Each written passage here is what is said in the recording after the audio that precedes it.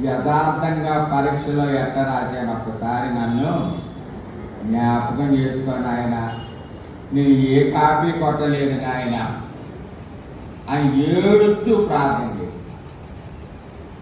నా ప్రార్థన ఆయన విని ఏం చేశాడు తెలుసా?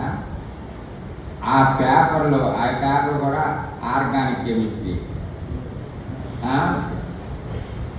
సెకండ్ ఇయర్ కాదు, ఫస్ట్ ఇయర్ సెకండ్ సెమిస్టర్. వాడు ఎట్టా మార్కులు ఇచ్చాడో, ఏమి ఇచ్చాడో భగవంతుడికే ఎరుక. మోర్ దాన్ 6 ఫస్ట్ క్లాస్ మార్కులు కానీ ఎక్కువ వేశాడు. 64 మార్కులు వచ్చింది. ఎట్లా వచ్చిందా నాకు ఇప్పటికి?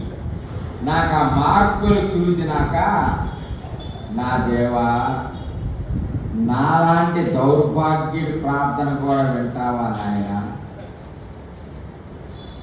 కాబట్టి మనం ఎంత యథార్థంగా ప్రార్థన చేస్తున్నామో, ఎంత నిక్కచ్చిగా నిర్దోషంగా ప్రార్థన చేస్తున్నామో ఆయన అది చూస్తారు.